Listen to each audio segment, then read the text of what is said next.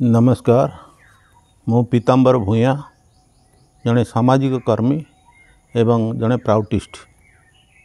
मु आज उत्कल समाज संबंध में किसी कहवा चाहूँ। उत्कल समाज को नहीं प्राउटर प्रणेता श्री श्री प्रभात रंजन सरकार जो परिकल्पना देइछंती से परिकल्पना को वास्तव रूपायन पाई उत्कल समाज से गठन करछंती। प्रभात रंजन सरकारंकर उद्देश्य थिला एक शोषण मुक्त, गरीब मुक्त, कुसंस्कार मुक्त समाज गठन। से भली ओडिशा रो चिंता भी से करथिले। ए ओडिशा को वास्तव में आर्थिक उन्नति पाई तांकर चेष्टित थिला। से सारा भारत वर्ष को 44टी समाज रे गठन करछंती। ता मध्य ओडिशार 2टी समाज, गोटे कोशल समाज, गोटे उत्कल समाज। उत्कल समाज रो विकास पाई से एक योजना प्रस्तुत करछंती। ता प्राउड दर्शन आधार रे मुझे कहया को चाहे समाज रो अर्थ कौन।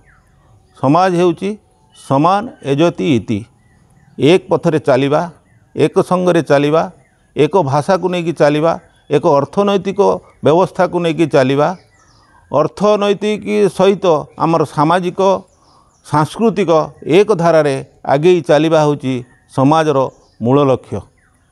तांको भाषा रे जणे जदि किछि लोक जाउछंती धर्म कार्य रे बाटरे जणे जनकर देह खराब हैला ताहाले जणे सेठी अटकी जाउथला और समस्त को नेकी जीवा को चेष्टा करतला।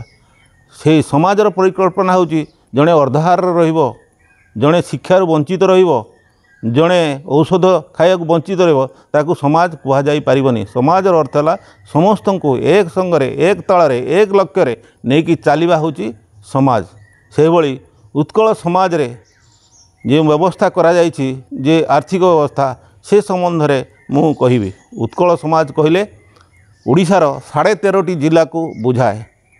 ता मध्य होची मयूरभंज, बालेश्वर, भद्रक, जाजपुर, केन्द्रापड़ा, कटक, जगतसिंहपुर, पुरी, नयागढ़, खोर्धा, गजपति, गंजाम एवं ढेंकानाल आउ केउंझर रे आनंदपुर सब डिविजन। यही 13.5टी जिला को नहीं उत्कल समाज गठित।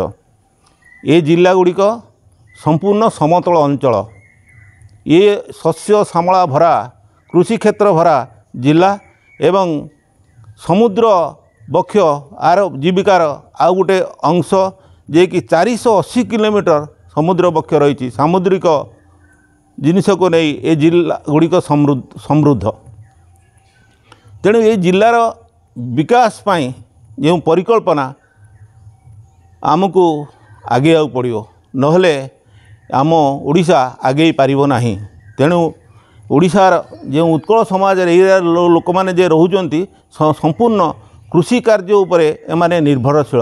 तेणु कृषिर यदि उन्नति हुए ताहले ए जिला गुड़िक निश्चय आर आर्थिक अभिवृद्धि घटिबो। सेतिभाई प्रभात रंजन सरकारंकर जो परिकल्पना जे कृषि को शिल्पर मान्यता, जो कृषि जात द्रव्य उत्पन्न होची ताहा कम दर रे बिक्री होची, जद्वारा कृषि जो माने करुचंती से माने आत्महत्या करुचंती। तेणु जेतबळे तांको भाषा रे कृषि को जेतबळे शिल्पर मान्यता दिया जीवो ताहाले जाई ए समाज आगे पारिबो, उत्कल समाज आगे पारिबो। यथा कृषिर मान्यता अर्थ होची जेतबळे जणे कल कारखाना मालिक तार जेतबळे द्रव्य उत्पादन करुची ताकू से तार रॉ मटेरियल, तार लेबर कॉस्ट, तार इलेक्ट्रिक कॉस्ट, तार पानी कॉस्ट, तार बैंक लोन आनी थिबा तार कॉस्ट समस्त मिसिला परे से द्रव्यर जदि दाम उत्पादन कॉस्ट 8 टंका हुए से 2 टंका लाभ रखी बाजार रे बिक्री करे, जहाद्वारा से तार कल कारखाना को ठीक भाव में चलई पारे आउ तार आर्थिक अभिवृद्धि घटे। ठीक से हीपरी चाष क्षेत्र में चाषी जेतबळे तार द्रव्य उत्पादन करुच्ची तार मूल्य निर्धारण क्षमता ता हाथ में रहिबा दरकार।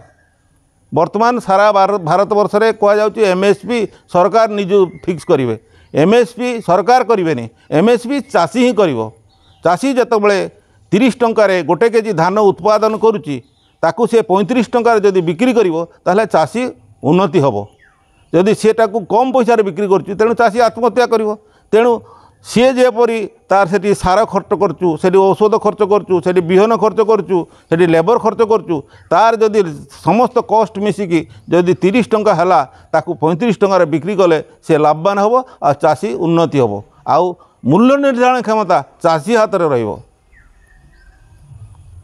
आउ गोटे क्षेत्र देखा जाउछि जे बहु जिनस उत्कल रे उत्पन्न होउछि यथा धान मीन माने माछ ये जिनिस जहाँ उत्पन्न होउछि से अंचल विकास पाई बा से अंचल लोकंकर चाहिदा पाई सेटा व्यवहार होबा कथा ताकू बाहर को दिया जाई परिबनी आउ बाहर जिनस से अंचल जे जिनस उत्पन्न होउछि से जिनस बाहरु आसी परिबनी आ द्वारा हेले एमानकर आर्थिक अभिवृद्धि हम गोटे सुसंतुलित लोक मानू तृतीय कथा हूँ गोटे सुसंतुलित लोक मानू गोटे यात्रा ने भाषा को गुरुत्व देवा पड़ो एक भाषी हवा दरकार से जो अंचल मातृभाषा से बाध्यतामूलक शिक्षादान हवा दरकार आउ से अंचल जो कोर्ट कचेरी सब चली से उड़िया से मातृभाषा ही हवा दरकार नहले तांकर ऐक्यबद्धता कमिज तेणु एटा को बहुत बड़ फैक्टर जे भाषा भाषी से अंचल रहिबो। तृतीय कथा हूँ से अंचल विकास पाई से जो योजना प्रस्तुत हो से योजनार स्थानीय लोक मानकर निश्चित योगदान रहिबो नहले से योजना ठीक भाव में रूपायन हो पारिबनी। आज ओडिशार देखा जाइछि बहुत युवक युवती माने बाहर को चली जाउचंदी माने दादन हिसाब से चली जाउचंदी कहीं ना ओडिशा रे द्रुत शिल्पायन हो पारुनी चाष को लेकिन बहुत शिल्प हो पार यथा चाष कार्य करने जो सहायक शिल्प लंगल ट्रैक्टर एगुड़िक उत्पन्न हो पार ए आमर अंचल युवक युवती नियुक्ति पाइबे आ चाष को चाषर शिल्प भी हो पार जो भाई आखुरु चीनी कल